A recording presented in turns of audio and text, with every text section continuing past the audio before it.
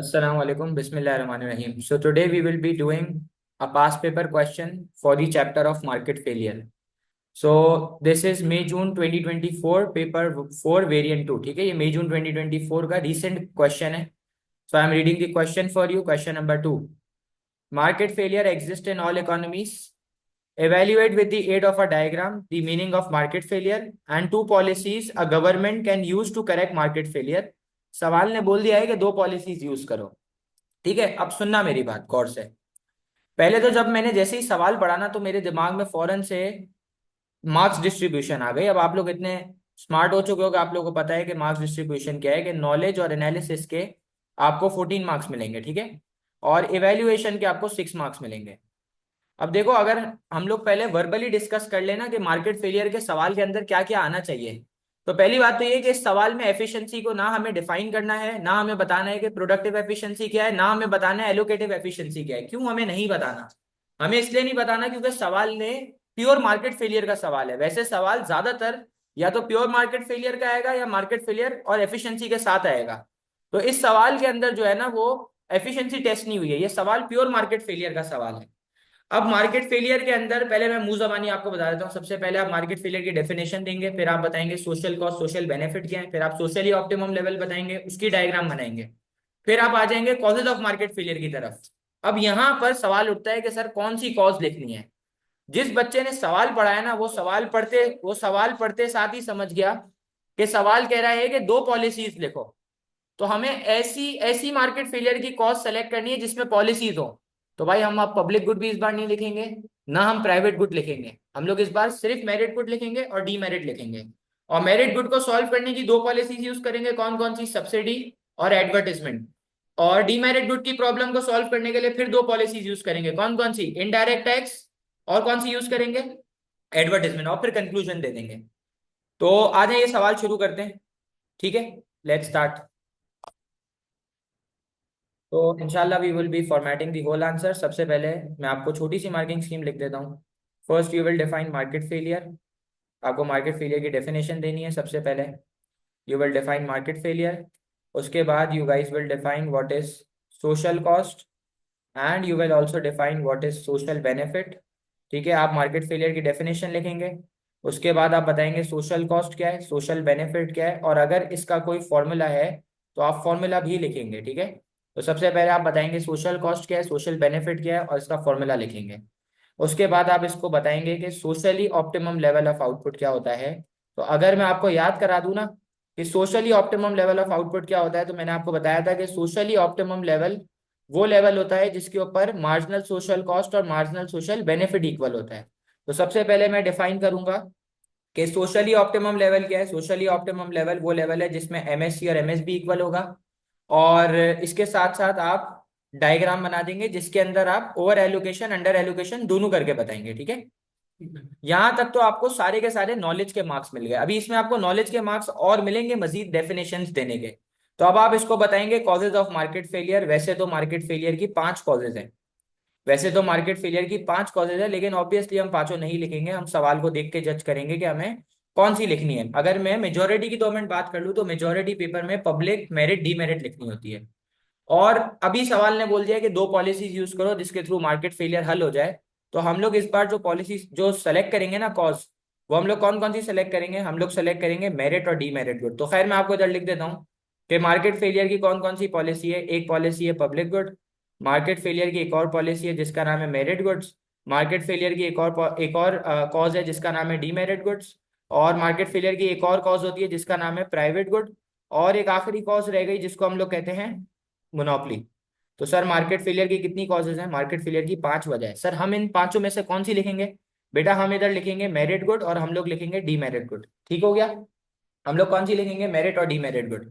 अच्छा, फिर अब देखो याद रखना, ये जो एंड से पहले का सवाल होता है ना, एंड से जो पहले का हिस्सा होता है वो नॉलेज वाला हिस्सा होता है. एंड से पहले का जो हिस्सा है वो सारा नॉलेज वाला हिस्सा है. और जो एंड के बाद वाला हिस्सा है ना वो सारा का सारा एनालिसिस वाला हिस्सा होता है, जैसे एएस में होता था. तो ये अब हम लोग एनालिसिस के लिए पॉलिसीज लिखेंगे. तो हम लोग क्या क्या लिखेंगे? अब हम लोग लिखेंगे पॉलिसीज. अब हम लोग क्या लिखेंगे? Policies to deal with issue of demerit goods. अब हम लोग क्या लिखेंगे, अब हम लोग लिखेंगे policies to deal with issue of demerit goods. Sir हम लोग अब किसकी पॉलिसी लिखेंगे, अब हम लोग डीमेरिट गुड को सॉल्व करने की पॉलिसीज लिखेंगे, जिसके अंदर कौन कौन सी आ जाएंगी, सिर्फ हम दो लिखेंगे। कौन कौन सी, एक लिखेंगे हम लोग इनडायरेक्ट टैक्स, और एक हम लोग लिखेंगे कौन सी बेटा, एडवर्टिजमेंट गुड। और साथ साथ दो डायग्राम्स बन जाएंगी, कौन सी बनेंगी, दो डायग्राम बन जाएंगी। तो भाई सर अभी तक टोटल 5 डायग्राम हो गई। एक मेरिट और डीमेरिट की इंट्रो की डायग्राम हो जाएगी, एक मेरिट डीमेरिट की दो इंट्रो की डायग्राम हो गई, एक सोशली ऑप्टिमम की हो गई, दो पॉलिसीज की हो गई, टोटल 5 हो गई। फिर इसके बाद मैं बताऊंगा policies to deal with issue of, क्या बताऊंगा, इसके बाद मैं बताऊंगा policies to deal with the issue of merit goods. इसके बाद मैं बताऊंगा policies to deal with the issue of merit goods. तो मैं मेरिट गुड्स की पॉलिसीज के अंदर क्या क्या बताऊंगा, मैं एक बता दूंगा सब्सिडी, और दूसरी मैं बता दूंगा एडवर्टिजमेंट। अच्छा यहाँ पर वो बच्चा बेवकूफ होगा जो दो डायग्राम बनाएगा, आप एक ही डायग्राम बनाओगे एडवर्टिजमेंट की, जिसके अंदर आप डिमांड को बढ़ा के और डिमांड को कम करके दोनों बता रहे होगे। तो हम लोग एक डायग्राम बनाएंगे, तो हम लोग जो सिर्फ डायग्राम इस बार बनाएंगे वो हम लोग सब्सिडी की डायग्राम बनाएंगे। किसकी डायग्राम बनाएंगे, सब्सिडी की डायग्राम बनाएंगे, ठीक है ना भाई।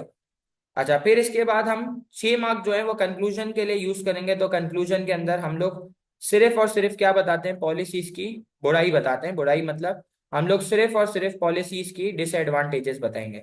और उसके बाद वही जो मेरी कंक्लूजन लाइन होती है, मैं वही बताऊंगा कि मार्केट फेलियर एक ऐसा मसला है जो कि खत्म नहीं हो सकता, वो रिड्यूस हो सकता है, जिसके लिए गवर्नमेंट अपनी ये पॉलिसीज इस्तेमाल कर रही है। So I hope the marking scheme is clear to you. We would be writing the whole answer इंशाल्लाह टुडे। सबसे पहले हम लोग मार्केट फेलियर के डेफिनेशन से शुरू करेंगे। तो पहले आपको बता दूं मार्केट फेलियर क्या है भाई। मार्केट फेलियर अकर होता है जब सोसाइटी के मुताबिक रिसोर्सेज एलोकेट नहीं होती, यानी कि मार्केट में ओवर एलोकेशन हो रही है या अंडर एलोकेशन हो रही है, जिसकी वजह से सोसाइटी को लॉस होता है, उस लॉस को वेलफेयर लॉस कहते हैं। तो सबसे पहले हम लोग मार्केट फेलियर की डेफिनेशन से शुरू करते हैं। तो sir what is market failure. Market failure तब अकर होता है जब सोसाइटी के मुताबिक रिसोर्सेज एलोकेट नहीं होगी। तो मैं इधर लिखूं market failure occurs when freely functioning market failure occurs when freely functioning market fails to allocate resources. Market failure occurs when freely functioning market fails to allocate resources according to society's point of view. Market failure occurs when freely functioning market fails to allocate resources according to society's point of view. According to society's point of view, society के मुताबिक resource allocate नहीं हो रही, इसका मतलब है कि या तो ओवर एलोकेशन हो रही है, अंडर एलोकेशन। तो इधर लिख दूं that is over and under allocation of resources. तो इधर लिख देते हैं भाई that is over and under allocation of resources, जिसकी वजह से सोसाइटी को लॉस होता है, उस लॉस को क्या कहते हैं, वेलफेयर लॉस। तो इधर लिखूं भाई which results in welfare loss to the society, जिसकी वजह से सोसाइटी को नुकसान होता है, उस नुकसान को वेलफेयर लॉस कहते हैं। क्या कहते हैं उस नुकसान को, वेलफेयर लॉस। तो ये हो गई आपकी मार्केट फेलियर की डेफिनेशन। ओके नाउ अब हम लोग लिखेंगे सोशल कॉस्ट क्या है, सोशल बेनिफिट क्या है ना। तो आपको पता होना चाहिए सोशल कॉस्ट क्या होती है। सोशल कॉस्ट पूरी सोसाइटी की कॉस्ट है, और सोशल कॉस्ट में दो कॉस्ट होती है, प्राइवेट कॉस्ट और एक्सटर्नल कॉस्ट। तो क्या लिखूं भाई, social cost is the whole cost to the society. Social cost is the whole cost to the society which includes private cost and external cost, which includes private cost which is, अब direct कर लो इसको, which includes private cost which is borne by consumer and producer, which includes private cost which is borne by consumers and producer, and external cost which is borne by third party। सही है, and external cost which is borne by third party, and external cost which is borne by third party। ठीक है, तो मैंने इधर क्या लिख दिया, सोशल कॉस्ट वो कॉस्ट है जो पूरी सोसाइटी बेयर करेगा। और सोशल कॉस्ट में दो कॉस्ट है, एक होती है प्राइवेट कॉस्ट, एक होती है external cost. Sir private cost वो कॉस्ट है जो कंज्यूमर बेयर करेगा और प्रोड्यूसर बेयर करेगा, एक्सटर्नल कॉस्ट वो कॉस्ट है जो थर्ड पार्टी बेयर करेगी। अब इसी तरीके से सोशल बेनिफिट होगा जब सोशल कॉस्ट पूरी सोसाइटी की कॉस्ट है, तो सोशल बेनिफिट भी पूरी सोसाइटी का बेनिफिट होगा। और जब सोशल कॉस्ट में दो कॉस्ट है, प्राइवेट कॉस्ट, एक्सटर्नल कॉस्ट, तो सोशल बेनिफिट में भी दो बेनिफिट होंगे, प्राइवेट बेनिफिट और एक्सटर्नल बेनिफिट। जब private cost consumer producer bear करता है तो प्राइवेट बेनिफिट भी कंज्यूमर प्रोड्यूसर रिसीव करेगा। जब external cost third party bear करती है तो external benefit third party receive करेगी। तो what is social benefit? Social benefit is the total benefit to the society. Social benefit is the total benefit to the society. Social benefit is the total benefit to the society, comma, it includes private benefit, comma, it includes private benefit, which is received by, comma, it includes private benefit, which is received by consumers and producer. Private benefit वो benefit है जो consumer और producer receive करेगा, और external benefit वो benefit है जो third party receive करेगी। तो लिख दो इधर, private benefit is benefit receive by consumer and producer, and external benefit is benefit receive by, external benefit is benefit receive by third party. ठीक है, तो मैंने क्या बता दिया? मैंने इसको बताया कि प्राइवेट बेनिफिट वो बेनिफिट है जो कंज्यूमर प्रोड्यूसर रिसीव करेगा, और एक्सटर्नल बेनिफिट वो बेनिफिट है जो थर्ड पार्टी रिसीव करेगी। ठीक है सर, ये सोशली ऑप्टिमम लेवल क्या होता है? तो भाई आपको बता दूं, सोशली ऑप्टिमम लेवल वो लेवल होता है जिसपे मार्जिनल सोशल कॉस्ट और मार्जिनल सोशल बेनिफिट इक्वल होता है, और वहां पर सोसाइटी को कोई नुकसान नहीं होता, मतलब कोई वेलफेयर लॉस नहीं है। तो मैं इधर लिखूं भाई, socially optimum level, socially optimum level of output is a point, socially optimum level of output is a point where resources are allocated according to, किसके मुताबिक? बताओ किसके मुताबिक, सही बोल लो, बताओ। Where resources are allocated according to, society के मुताबिक रिसोर्सेज एलोकेट होगी ना, तो लिख दूं where resources are allocated according to society's point of view. ठीक है, where resources are allocated according to society's point of view. Society's point of view का मतलब है कि रिसोर्सेज की या तो ओवर एलोकेशन होगी, sorry, there would be no welfare loss. Socially optimum level of output is a point where resources are allocated according to society's point of view, that is marginal social cost is equal to, that is marginal social cost is equal to marginal social benefit। लिख दो इधर, that is marginal social cost is equal to marginal social benefit where there is no welfare loss। marginal social cost is equal to marginal social benefit where there is no welfare loss। ठीक है, तो sir socially optimum level वो level है जिसके जिधर resources society के मुताबिक allocated है, और वहां पे सोसाइटी को कोई नुकसान नहीं होता। कोई नुकसान मतलब नो वेलफेयर लॉस। सही है, क्योंकि वहां पर ऑप्टिमम एलोकेशन हो रही होती है रिसोर्सेज की। अच्छा, अब हम लोग एक डायग्राम बनाएंगे फॉर सोशली ऑप्टिमम लेवल ना। तो देखिए, सबसे पहले हमने दो एक्सेस बनानी है और हमें लेबलिंग करनी है। तो सबसे पहले मैंने एक्सेस बना दी, ऊपर लिख दिया प्राइस, और प्राइस को डिनोट कर दिया मैंने पी से, और नीचे मैंने लिख दिया क्वांटिटी, और क्वांटिटी को मैंने डिनोट कर दिया क्यू से। ठीक है, ये जो डाउनवर्ड स्लोपिंग लाइन मैंने बनाई है ये एमएसबी हो गई, और ये जो अपवर्ड स्लोपिंग लाइन मैंने बनाई है ये एमएससी हो गई। ठीक है सर, ये जो डाउनवर्ड स्लोपिंग लाइन है इसका नाम है एमएसबी, और ये जो अपवर्ड स्लोपिंग लाइन है इसका नाम है एमएससी। अब जहां पर एमएसबी एमएससी इक्वल होगा वो होगा इक्विलिब्रियम, और वहां से आ जाएगी क्वांटिटी। ठीक है, तो ये हो गई क्वांटिटी क्यू। अब अगर आप क्वांटिटी Q1 के ऊपर ऑपरेट करते हो, अगर आप क्वांटिटी Q1 के ऊपर ऑपरेट करते हो तो आप देख सकते हो कि ये जो एडिशनल आउटपुट मैं बना रहा हूं ना, आप देखो कि ये कॉस्ट में ज्यादा कंट्रीब्यूट कर रहा है और बेनिफिट में कम कंट्रीब्यूट कर रहा है। ऐसा ही हो रहा है, देखो ये जो मैं एडिशनल आउटपुट बना रहा हूं, आप देख सकते हो ये कॉस्ट में ज्यादा कंट्रीब्यूट कर रहा है, बेनिफिट में कम कर रहा है। तो मुझे क्या करना चाहिए? आउटपुट को मिनिमाइज करना चाहिए, सही है, ताकि मेरी एक्सटर्नल कॉस्ट कम हो, क्योंकि ज्यादा output over allocation demerit good में होती है। अगर अगर मैं आउटपुट Q2 के ऊपर प्रोड्यूस कर रहा हूं, अगर मैं आउटपुट Q2 के ऊपर प्रोड्यूस कर रहा हूं, यानी कि अगर मैं रिसोर्सेज की अंडर एलोकेशन कर रहा हूं, तो अंडर एलोकेशन कौन से गुड में होती है? मेरिट गुड के अंदर।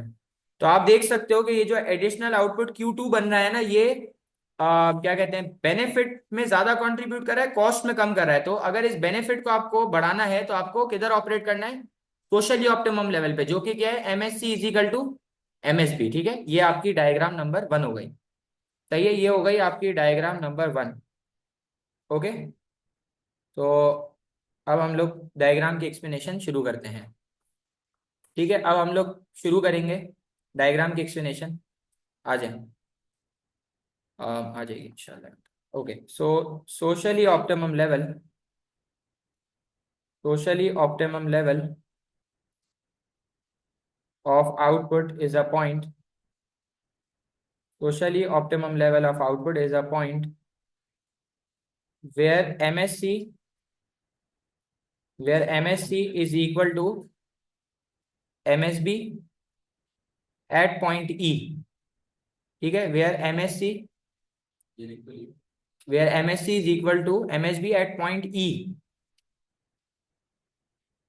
If a if a business produces more than the socially optimum level, if the business produces more than the socially optimum level, if a business produces more than the socially optimum level, if a business produces more than the socially optimum level at quantity Q1, if a business produces more than the socially optimum level at quantity Q1, so every additional unit produced, every additional unit produced is contributing more in terms of, is contributing more in terms of cost, more in terms of cost than in terms of, than in terms of benefit. So as there is existence of external cost, as there is existence of welfare loss, so in order to minimize,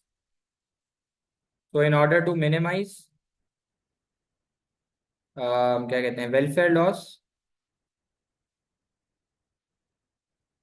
we should operate at point E. ठीक है, so in order to, we should minimize welfare loss, we should operate at point E। ठीक है, ये एक हिस्सा हो गया diagram का कि भाई ये जो एडिशनल आउटपुट बन रहा है ये कॉस्ट में ज़्यादा कंट्रीब्यूट कर रहा है, बेनिफिट में कम कंट्रीब्यूट कर रहा है, क्योंकि एक्सटर्नल कॉस्ट प्रोड्यूस हो रही है। तो इस एक्सटर्नल कॉस्ट को मिनिमाइज करने के लिए आपको वापस किधर ऑपरेट करना है, पॉइंट ई पर, जिसके लिए आपको क्वांटिटी को, आउटपुट को कट बैक करना पड़ेगा। सही है, we should operate at point E. ठीक है, सही है।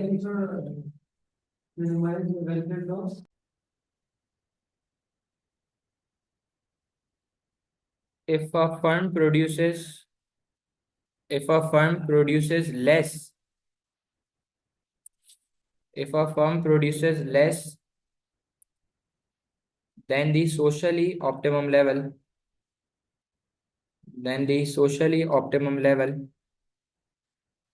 at quantity q2,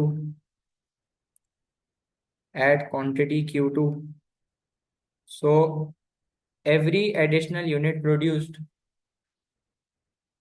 so every additional unit produced is contributing more in terms of benefit, more in terms of benefit than in terms of cost, more in terms of benefit than in terms of cost, which will be, as there is existence of external benefit, as there is existence of external benefit, as there is existence of external benefit, which will be maximized,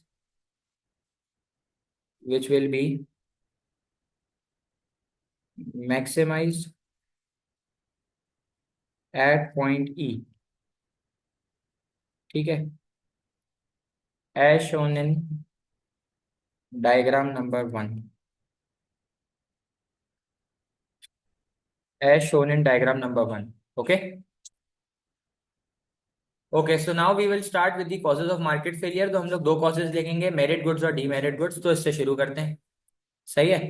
तो शुरू करते हैं। There are many causes of market failure. Okay, there are many causes of market failure. There are many causes of market failure.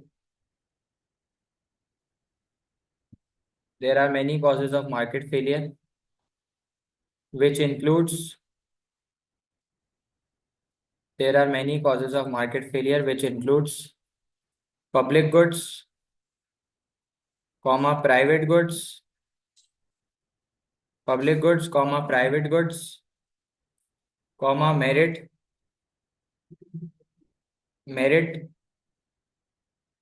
comma demerit goods, comma demerit goods and monopoly. ठीक है, merit goods हो गया, demerit goods हो गया और monopoly हो गया। ठीक है, ओके। अब हम लोग डीमेरिट गुड्स से शुरू करते हैं। डीमेरिट गुड्स वो गुड्स हैं जो सोसाइटी के लिए हार्मफुल है क्योंकि वो नेगेटिव एक्सटर्नैलिटी यानी कि एक्सटर्नल कॉस्ट क्रिएट करते हैं, जैसे कि सिगरेट, अल्कोहल हो गया। सही है ना भाई। तो डीमेरिट गुड्स वो गुड्स हैं जो सोसाइटी के लिए हार्मफुल है क्योंकि वो एक्सटर्नल कॉस्ट क्रिएट करते हैं, नेगेटिव एक्सटर्नैलिटी क्रिएट करते हैं, जैसे कि सिगरेट, अल्कोहल हो गया। लैक ऑफ इन्फॉर्मेशन की वजह से ये गुड ओवर प्रोड्यूस है, अंडर चार्ज और ओवर कंज्यूम्ड है ना भाई। ज्यादा सप्लाई भी ज्यादा है, इसकी डिमांड भी ज्यादा है। ठीक है, so demerit goods are those goods, demerit goods are those goods which are harmful for the society. Demerit goods are those goods which are harmful for the society, which are harmful for the society as they create negative externalities, as they create negative externalities and external cost, as they create negative externalities and external cost. Example, cigarettes and alcohol, drugs and alcohol। ठीक है, example दे दी, drugs and alcohol. Okay, due to lack of information, due to lack of information तीन मसले हैं भाई। एक तो ओवर प्रोड्यूस्ड है, अंडर चार्ज है और ओवर कंज्यूम्ड है। तो लिखूं, due to lack of information these goods are over produced, comma under charge. These goods are over produced, comma under charge and over consumed. These goods are overproduced, comma undercharged and overconsumed as consumers and producers, as consumers and producers, as consumers and producers only considers private cost and private benefit, as consumers and producers only consider private cost and private benefits, comma operating at point E1, comma operating at point E1, resulting in welfare loss, resulting in welfare loss, resulting in welfare loss, that is area AEE1 as shown in diagram number 2, as shown in diagram number 2। ठीक है, सही। Okay, अब हम लोग merit goods बताएंगे। तो मैंने आपको बताया था कि भाई मेरिट गुड्स वो गुड्स होते हैं जो सोसाइटी के लिए फायदेमंद होते हैं ना। सर मेरिट गुड्स क्या होते हैं बेटा? मेरिट गुड्स वो गुड्स हैं जो सोसाइटी के लिए फायदेमंद है क्योंकि वो एक्सटर्नल बेनिफिट यानी कि पॉजिटिव एक्सटर्नैलिटी क्रिएट करते हैं। जैसे कि हेल्थ केयर, एजुकेशन हो गया, लेकिन लैक ऑफ इंफॉर्मेशन की वजह से ये गुड अंडर कंज्यूम है और अंडर प्रोड्यूस्ड है। तो अब शुरू करते हैं। Merit goods are those goods, merit goods are those goods which are beneficial for the society. Merit goods are those goods which are beneficial for the society as they create positive externalities. Merit goods are those goods which are beneficial for the society as they create positive externalities and external benefit, as they create positive externalities and external benefit. For example ऐसा example तो बता दे merit goods की। Sir ये education, health care and education, good, बेहतरीन। For example health care and education, due to lack of information, due to lack of information these goods are, due to lack of information these goods are under consumed and under produced. These goods are under consumed and under produced. Sir lack of information की वजह से ये good under consumed है और under produced है।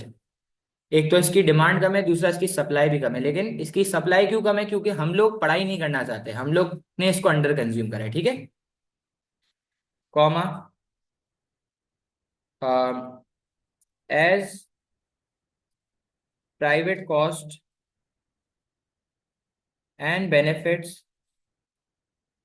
comma, as private cost and benefits are considered, comma, as private cost and private benefit are considered, comma, we are operating at point even, we are operating at point even, comma, resulting in, comma, resulting in welfare loss, comma, resulting in welfare loss, that is area A E even as shown in, as shown in diagram number 3। ठीक है, as shown in diagram number 3। तो अब हम लोग merit और demerit goods की diagram बनाएंगे। अब हम लोग दो डायग्राम बनाएंगे, एक हम लोग मेरिट गुड्स की बनाएंगे और एक डीमेरिट गुड्स की बनाएंगे। तो सबसे पहले डीमेरिट की बनाते हैं। देखें, सबसे पहले हम लोग एक्सेस की लेबलिंग करेंगे। सर ऊपर आ जाएगा प्राइस और सर नीचे आ जाएगा क्वांटिटी। ठीक है सर, सबसे पहले एक्सेस की लेबलिंग, ऊपर आ गया प्राइस, नीचे आ गया क्वांटिटी। सर ये डाउनवर्ड स्लोपिंग लाइन जो मैंने बनाई है ये एमएसबी है और जो मैंने अपवर्ड स्लोपिंग लाइन बनाई है ये एमएससी है। सर ये जो मैंने डाउनवर्ड स्लोपिंग लाइन बनाई है ना, ये जो डाउनवर्ड स्लोपिंग लाइन बनी हुई है ये किसकी लाइन है? ये एमएसबी की लाइन है। और जो तुम्हारा एमएसबी है वही तुम्हारा एमपीबी है, क्योंकि एक्सटर्नल बेनिफिट जीरो है, डीमेरिट गुड से कोई फायदा नहीं होता। और ये तुम्हारी एमएससी की लाइन हो गई। और जहाँ पे एमएससी और एमएसबी इक्वल होगा वो सोशली ऑप्टिमम लेवल है, वहां से आ जाएगी प्राइस और नीचे आ जाएगी क्वांटिटी। तो ये आ गई आपकी प्राइस और ये आ गई आपकी क्वांटिटी। अब मुझे बताओ डीमेरिट गुड ओवर प्रोड्यूस्ड है, तो आप देखें सप्लाई करने राइट वर्ड शिफ्ट मार दिया। तो अब आप मुझे बताएं, ये जो नई लाइन है ये हो गई एमपीसी की। तो अब आप मुझे बताएं जहां पर एमपीसी और एमपीबी इक्वल होगा वो होगा इंडिविजुअल ऑप्टिमम लेवल। तो ये वाला जो है ये इवन आपका इंडिविजुअल ऑप्टिमम लेवल है और यहाँ पे वेलफेयर लॉस हो रहा है। और आप देख सकते हैं यहाँ पे ये डीमेरिट गुड जो है सिगरेट, अल्कोहल, ये अंडर चार्ज भी हो रहा है और ओवर कंज्यूम भी हो रहा है। तो देखें ये आपकी प्राइस भी कम हो गई और आप देख सकते हैं आपकी क्वांटिटी भी बढ़ गई। अब आप मुझे ज़रा बता दें जो एमएससी और एमपीसी के दरमियान डिफरेंस होगा वो क्या होगा? वो होगा एक्सटर्नल कॉस्ट। तो आप देखें एक्सटर्नल कॉस्ट इस क्वांटिटी पे ई पे तो थी नहीं, क्योंकि ई पे सोशली ऑप्टिमम लेवल था। तो एक्सटर्नल कॉस्ट होगी ई1 पे, जहां पर इंडिविजुअल के मुताबिक एलोकेशन हो रही है। तो ई1 से मैं ऊपर लाइन लेके जाऊंगा और इतने की क्या है, इतने की क्या है भाई? इतने की एक्सटर्नल कॉस्ट है कि कौन सा एरिया है एक्सटर्नल कॉस्ट वाला, जो एक्सटर्नल कॉस्ट वाला एरिया है वो है E1 से लेके ए तक। ठीक है, तो ये जो ट्राइंगल है ये वेलफेयर लॉस है, ये हमने मेंशन कर दिया है। सही है, तो ये हो गई आपकी डायग्राम नंबर 2। सही है, ये हो गई आपकी डायग्राम नंबर 2। अब मुझे डायग्राम बनानी है मेरिट गुड्स की। तो सबसे पहले वही करूंगा मैं, सबसे पहले मैं वही करूंगा, सबसे पहले मैं करूंगा लेबलिंग। ठीक है, तो मैं अभी लेबलिंग कर रहा हूँ। अब मैं ऑरेंज पेन इस्तेमाल कर रहा हूँ। अब आप देखिएगा, ये जो लाइन है ये हो गई MSB, और ये जो लाइन है ये हो गई MSC। जो तुम्हारा MSC है वही तुम्हारा MPC है, क्योंकि मेरिट गुड्स में कोई एक्सटर्नल कॉस्ट नहीं होती। तो ये जो है जहाँ पे MSC और MSB इक्वल है वो सोशली ऑप्टिमम लेवल है। आप वहां से देख सकते हो प्राइस आ गई और नीचे क्वांटिटी आ गई, तो ये हो गई प्राइस P और ये हो गई क्वांटिटी Q। ठीक है, अब आप मुझे बताओ मेरिट गुड्स जो है ना वो अंडर कंज्यूम्ड है, तो ये मैंने डाउनवर्ड शिफ्ट कर दिया, ये मैंने डाउनवर्ड शिफ्ट कर दिया, और ये हो गई MPB। अब मुझे बताओ इंडिविजुअल ऑप्टिमम लेवल वो पॉइंट होता है जहाँ पे MPC और MPB इक्वल है। तो देखो ये MPC और ये MPB यहाँ पर इक्वल है, तो ये इंडिविजुअल ऑप्टिमम लेवल है। सही है, तो ये हो गया आपका इंडिविजुअल ऑप्टिमम लेवल, और यहाँ से आ गई आपकी प्राइस और नीचे आ गई आपकी क्वांटिटी। तो ये आ गई आपकी प्राइस और ये आपकी आ गई क्वांटिटी। तो आप देख सकते हो कि ये गुड आपको अंडर कंज्यूम्ड और अंडर प्रोड्यूस्ड होता हुआ भी दिख रहा है। अब आप मुझे बताओ जो MSB और MPB के दरमियान डिफरेंस होगा वो एक्सटर्नल बेनिफिट होगा, ऐसा ही है? जो MSB और MPB के दरमियान डिफरेंस होगा वो एक्सटर्नल बेनिफिट होगा। तो मुझे बताओ।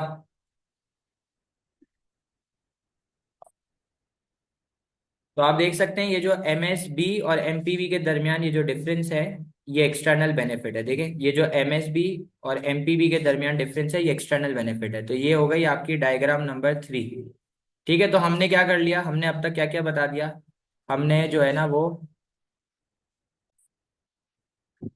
अब हम लोग बताएंगे पॉलिसीज। ठीक है, अब हम लोग पॉलिसीज बताएंगे। अब हम बताएंगे इसको कि भाई डीमेरिट गुड को सॉल्व करने के लिए दो पॉलिसी यूज हो सकती है, एक इनडायरेक्ट टैक्स और एक एडवर्टाइजमेंट। तो आ जाओ शुरू करते हैं। तो मैं लिख देता हूँ one of the policy,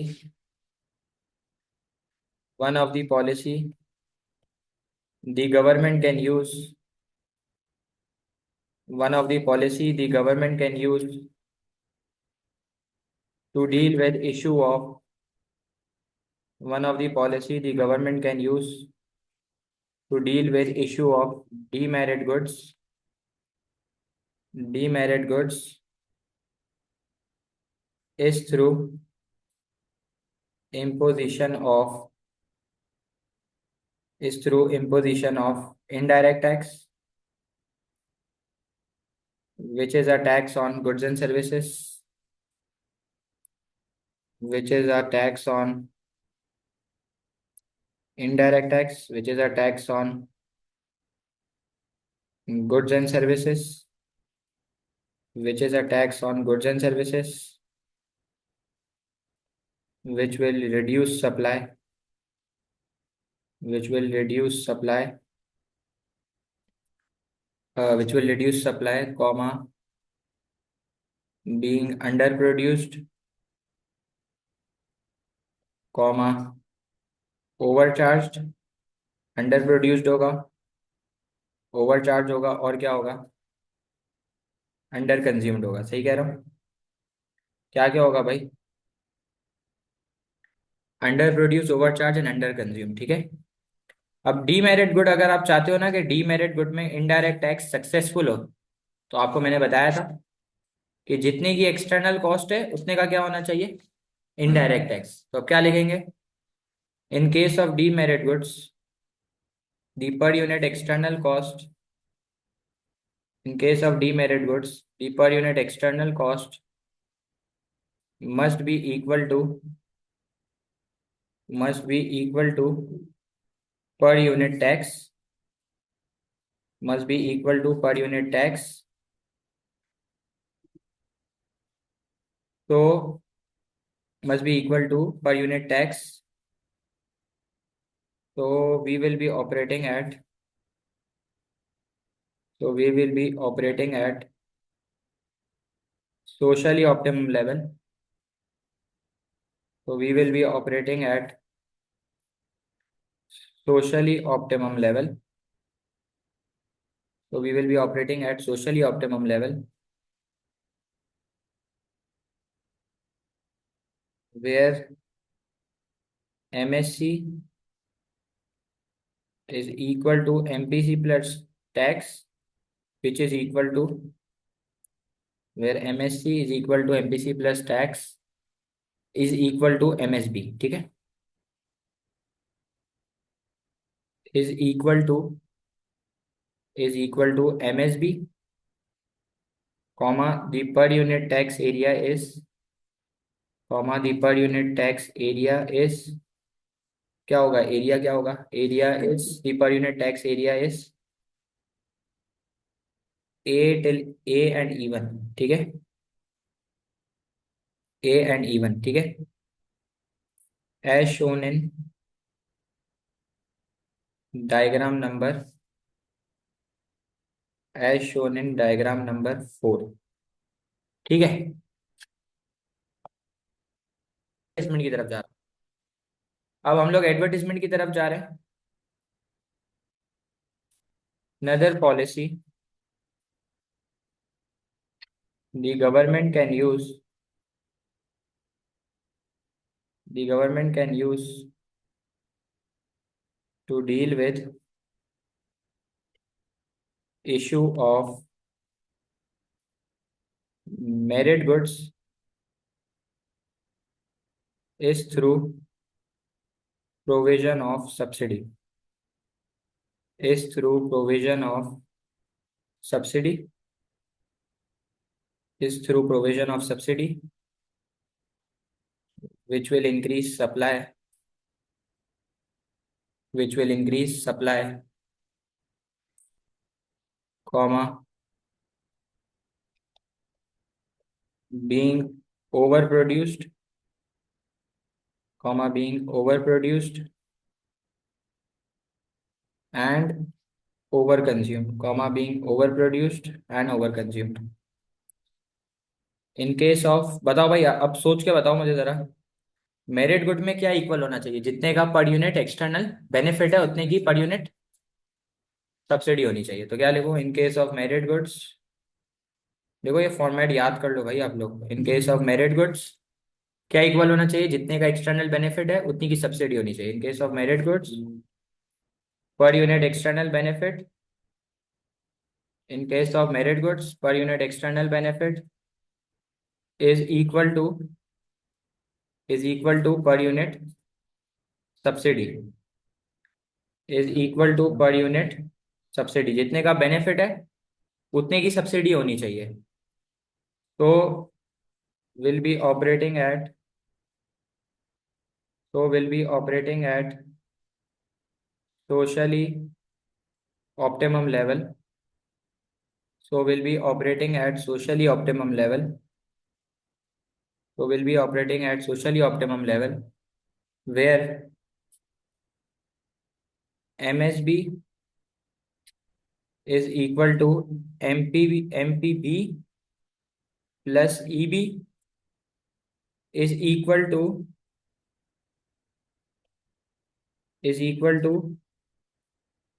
MSC is equal to MPC plus subsidy,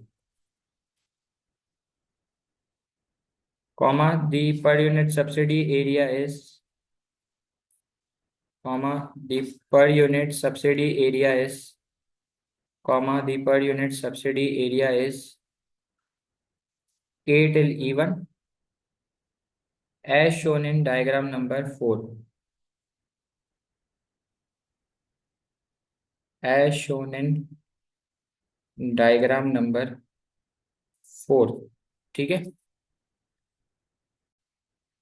इसके बाद अब हम लोग एक और पॉलिसी लिख सकते हैं जो कि दोनों को डील करने में मदद करेगी, दोनों के मसले को. वो है advertisement. Advertisement can be use to deal with the issue of merit goods भी, डीमेरिट गुड भी. बस मसला ये होगा कि डीमेरिट गुड में हमारा मकसद होगा डिमांड को कम करना, मेरिट गुड्स में हमारा मकसद होगा डिमांड को बढ़ाना. तो अब आखिरी पॉलिसी लिख देते हैं. Lastly the government can use, lastly the government can use advertisement, lastly the government can use advertisement, um, for both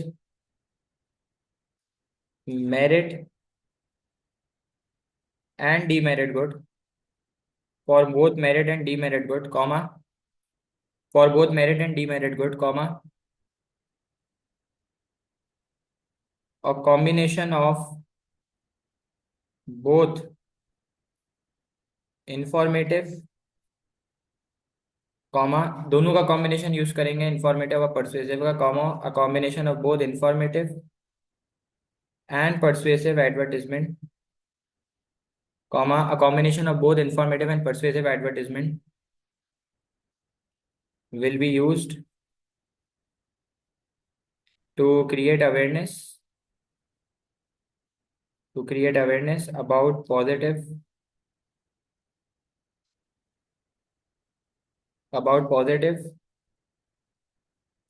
and negative externalities,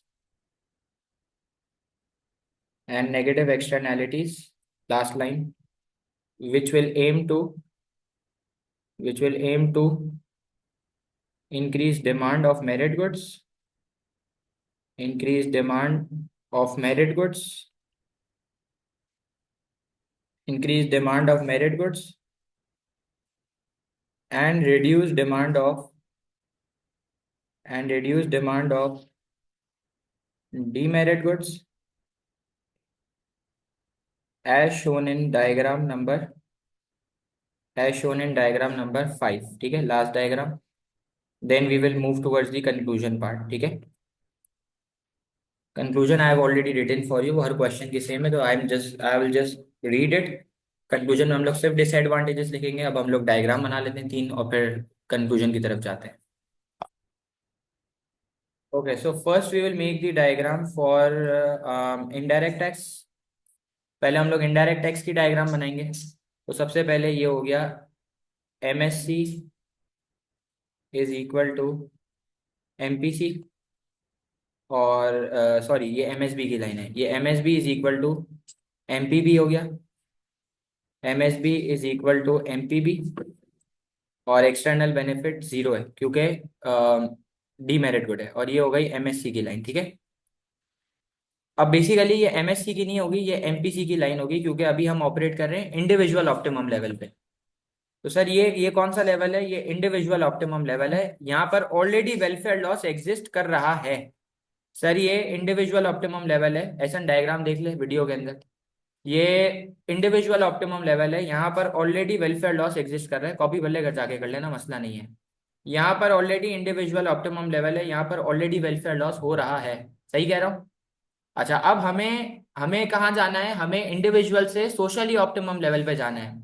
तो ऐसा ना, अब हम लोग पीछे की तरफ शिफ्ट करेंगे सप्लाई कर्व को, ताकि ये अंडर प्रोड्यूस्ड हो। तो अब जो ये है ना, ये वाली लाइन हो जाएगी MSC की। लेकिन ये MSC कैसे हुई? जितने की एक्सटर्नल कॉस्ट थी उतने का गवर्नमेंट ने टैक्स मार दिया। तो भाई इक्वेशन क्या थी? MSC is equal to MPC plus EC। तो जितने की एक्सटर्नल कॉस्ट थी उतने का गवर्नमेंट ने टैक्स मार दिया। ठीक है, तो अब हम लोग वापसी किधर आ गए? सोशली ऑप्टिमम लेवल पे, जो कि E1 है हमारा। और वहां से हम लोग न्यू प्राइस निकाल देंगे, और नीचे आ जाएगी न्यू क्वांटिटी। तो ये हो गई सर आपकी न्यू प्राइस P से P1, और ये हो गई आपकी न्यू क्वांटिटी Q से Q1। अब आप लोगों से एक सवाल है, उसका मुझे जवाब दे दो। सर ये जो टैक्स का एरिया है, ये जो पर यूनिट टैक्स का एरिया, ये कहाँ से आएगा? अब हम लोग, अब जैसे MSC और MPC के दरमियान वैसे एक्सटर्नल कॉस्ट होता था, इस बार एक्सटर्नल कॉस्ट नहीं है, इस बार जितने का एक्सटर्नल कॉस्ट था उतने का गवर्नमेंट ने टैक्स मारा है। तो अब MSC और MPC के दरमियान जो डिस्टेंस है वो टैक्स है। तो अब हम लोग क्या करेंगे? अब हम लोग MSC और MPC के दरमियान जो हमने डिस्टेंस निकाला है, ये E1 से लेके A तक का जो डिस्टेंस है, इतने का गवर्नमेंट ने क्या लगा दिया? Indirect tax. ठीक है भाई, तो ये हो गई किसकी डायग्राम? E से लेके A तक। सही है, ये हो गई किसकी डायग्राम? ये हो गई भाई डीमेरिट गुड्स की। अब हम लोग बना रहे हैं डायग्राम मेरिट गुड्स की। ठीक है, तो देखो अब हम लोग पहले लेबलिंग कर लेते हैं। सही है, तो पहले लेबलिंग कर लेते हैं। इधर आ जाएगा MSB, ये हो जाएगा MPB। ठीक है, ये हो जाएगा MPB। एक मिनट मैं सही से बना देता हूँ। ये लो, मैं इधर इसको आगे लेके चलता हूँ, रुको, ताकि प्रॉपर डायग्राम बन जाए। एक सेकंड, ये लो इधर आ जाओ। उधर मैं एडवर्टीजमेंट की बना दूंगा। ये लो, अब इधर देख लो। देखो सबसे पहले हम लोग लेबलिंग करेंगे। अच्छा, इस डायग्राम की खास बातें याद रखना। पहले तुम्हें सोशली से इंडिविजुअल जाना है, फिर इंडिविजुअल से सोशल जाना पड़ेगा। सिर्फ ऐसा मेरिट गुड के अंदर होगा। सही है। तो अब देखो इधर क्या लिखूंगा, इधर लिखूंगा MSB और ऊपर आ जाएगा MSC। जो तुम्हारा MSC है वही तुम्हारा MPC है, क्योंकि एक्सटर्नल कॉस्ट क्या है भाई, जीरो। तो ये तुम्हारा अभी सोशली ऑप्टिमम लेवल है। यहां से आ जाएगी प्राइस क्वांटिटी, देखो इधर, ये तुम्हारा सोशली ऑप्टिमम लेवल है। और ये आ गई तुम्हारी इनिशियल प्राइस, ये आ गई तुम्हारी इनिशियल क्वांटिटी। मेरिट गुड में मसला क्या है, मेरिट गुड है अंडर कंज्यूम, तो ये मैंने इनवर्ट शिफ्ट करा है। ऐसा देख, ये मैंने इनवर्ट शिफ्ट करा, ये हो गई MPB की लाइन। अब मुझे बताओ जहां पर MPB और MPC इक्वल होगा, देखो जहां पर MPB और MPC इक्वल होगा वो होगा न्यू इक्विलिब्रियम। तो यहां से क्या आ जाएगी, यहां से आ जाएगी प्राइस और क्वांटिटी। अब मुझे सिर्फ इतना बता दे ऐसन, मुझे सिर्फ इतना बता दो आप कि ई पर कौन सा लेवल है और E1 पे कौन सा लेवल है।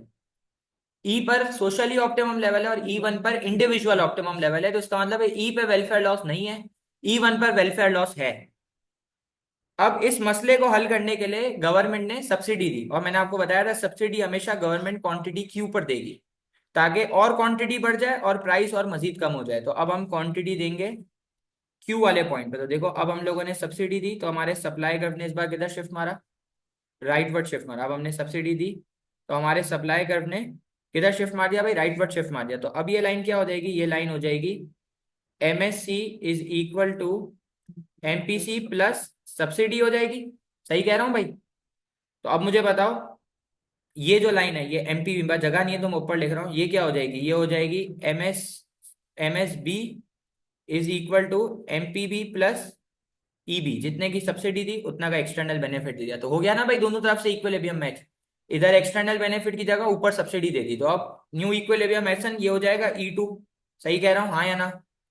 और यहाँ से आ जाएगी न्यू प्राइस और क्वांटिटी ऑलरेडी आई हुई है। तो अब आप देखो, ये अब मूवमेंट होगी E1 से E2 के ऊपर, तो ये आपकी प्राइस और कम हो गई और ये आपकी क्वांटिटी वापसी बढ़ गई। तो आप इंडिविजुअल से वापसी सोशली ऑप्टिमम पे आ गए। अब मुझे सिर्फ इतना बता दो, अगर मुझे सब्सिडी का एरिया निकालना है, अगर मुझे सब्सिडी का एरिया निकालना है तो मैं कहाँ से निकालूंगा।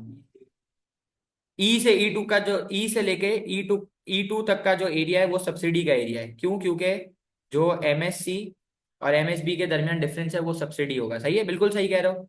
इतने का सब्सिडी है, जो MSC और MPC के दरमियान डिफरेंस है वो सब्सिडी है, बिल्कुल सही कह रहे हो। सही है। अब मुझे एडवर्टीजमेंट की डायग्राम बनानी है, तो एडवर्टीजमेंट की डायग्राम में तो सिर्फ मुझे क्या करना है, शिफ्ट मारना है ना कर्व को, किधर right word left word shift कर दूंगा और दिख जाएगा वो उसको। सही है। तो मैं एडवर्टीजमेंट के लिए तो क्या करूंगा, मैं एडवर्टीजमेंट के लिए डिमांड कर्व को राइट वर्ड और लेफ्ट वर्ड शिफ्ट मार दूंगा। तो देखो भाई, डिमांड बढ़ेगी राइट वर्ड शिफ्ट। सही है, डिमांड बढ़ेगी राइट वर्ड शिफ्ट होगा, डिमांड कम होगी लेफ्ट वर्ड शिफ्ट हो जाएगा। तो यार अगर मेरिट गुड की एडवर्टीजमेंट हो रही है तो एस एन डिमांड बढ़ेगी कम होगी,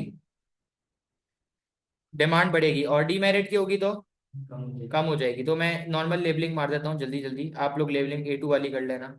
सही है। तो ये लेबलिंग मैंने कर दी है। ये किसकी डायग्राम हो गई, ये एडवर्टीजमेंट की हो गई, ठीक है ना भाई। अब ये एडवर्टीजमेंट की डायग्राम हो गई। अब हमें यहाँ तक 14 मार्क्स मिल चुके हैं। अब हमें कंक्लूजन के अंदर सिर्फ और सिर्फ पॉलिसीज की बुराई करनी होती है। सिर्फ और सिर्फ हमें पॉलिसीज की बुराई करनी होती है। यहाँ तक सबको क्लियर है, नॉलेज एनालिसिस, हाँ भाई। ओके, सो कंक्लूजन के अंदर हम लोग सिर्फ पॉलिसीज की बुराई करेंगे भाई। पहली पॉलिसी की हम लोग डिसएडवांटेज लिखेंगे, इनडायरेक्ट टैक्स से हम लोग क्या बताएंगे कि जितने का पर यूनिट टैक्स है, जितने का पर यूनिट टैक्स है उतने की पर यूनिट एक्सटर्नल कॉस्ट होनी चाहिए, और ये डिटरमाइन करना बहुत डिफिकल्ट है, इसके लिए रिसर्च करनी पड़ेगी और ये कॉस्टली होती है। दूसरा ये है कि अगर टैक्स ज्यादा कर दूंगा तो इनइफेक्टिव हो जाएगा। सही है। और अगर टैक्स बढ़ा दूंगा तो इन्फ्लेशन आ जाएगी, और अगर टैक्स कम करूंगा तो इनइफेक्टिव होगा। अगर सब्सिडी की बात करें तो जितने की सब्सिडी है उतने का एक्सटर्नल बेनिफिट होना चाहिए। ये एरिया अगेन पता करना बहुत डिफिकल्ट है। एडवर्टीजमेंट की अपॉर्चुनिटी कॉस्ट है, अगर एडवर्टीजमेंट करेंगे तो उसकी अपॉर्चुनिटी कॉस्ट है, टाइम कंज्यूमिंग है, लॉन्ग रन में इफेक्ट आएगा और कॉस्टली भी होती है। तो मार्केट फेलियर एक ऐसा इशू है जो कि कभी भी खत्म नहीं करा जा सकता, वो रिड्यूस करा जा सकता है, जिसके लिए गवर्नमेंट अपनी पॉलिसीज इंप्लीमेंट करेगी। So this is the conclusion, you may take the screenshot. तो as you can see this is the marking scheme. Knowledge analysis के आपको 14 मार्क्स मिलेंगे, एवेल्युएशन के आपको 6 मार्क्स मिलेंगे। ये आपके पास असेसमेंट ऑब्जेक्टिव लिखे हुए हैं। अब देख लेते हैं हमने क्या क्या लिखा भाई। Knowledge identification explanation of market failure कर दिया। एलोकेटिव एफिशिएंसी, प्रोडक्टिव एफिशिएंसी, ये हम कंक्लूजन में लिखेंगे। सही है। Market failure can be explained by defining allocative and linking to this requirement to allocate it maximize, ये कह रहा है एफिशिएंसी आप लोग कंक्लूजन में लिख सकते हैं, ठीक है। फिर आप गवर्नमेंट इंटरवेंशन के बारे में लिखेंगे कि वो मार्केट फेलियर के मसलों को हल करे, जैसे पॉजिटिव एक्सटर्नैलिटीज मतलब मेरिट गुड है, और जिसकी under consumption, under consume, under produce हो रहा है, और आप लोग डीमेरिट गुड लिख सकते हैं जो कि ओवर प्रोड्यूस्ड हो रहा है। और फिर उसकी पॉलिसीज को हल करने के लिए आप सब्सिडीज देंगे, आप इनडायरेक्ट टैक्स लगाएंगे, आप एडवर्टीजमेंट करेंगे। 3 पॉलिसीज हमने यूज कर ली, बहुत है। फिर ये कह रहा है कि अगर एक बंदे ने डायग्राम वगैरह बनाई जिसके थ्रू वो पॉजिटिव नेगेटिव एक्सटर्नैलिटी का इफेक्ट आउटपुट और क्वांटिटी के ऊपर आएगा, वो बताया जाएगा। मार्केट फेलियर की डायग्राम बनाओगे, और क्या कहते हैं, पॉलिसीज की डायग्राम बनाओगे, और डायग्राम को इलस्ट्रेट आप करोगे, ठीक है। इवेल्युएशन के अंदर आप सब्सिडी कॉस्टली है ये लिखोगे, इनडायरेक्ट टैक्स के बारे में लिखोगे, और उसके अलावा आप लिख सकते हो कि क्या कहते हैं, एडवर्टीजमेंट का ऊपर क्या इफेक्ट है, और फिर आप बताओगे गवर्नमेंट इंटरवेंशन से रिड्यूस होगा, एफिशिएंसी अचीव होगी, और वही जो सारी आपके पास लिखी हुई है। ठीक है जी, थैंक यू सो मच। आज हमने 20 मार्क का क्वेश्चन मार्केट फेलियर का कंप्लीट करा है, जो कि लेटेस्ट पेपर का है, मई जून 2024 का।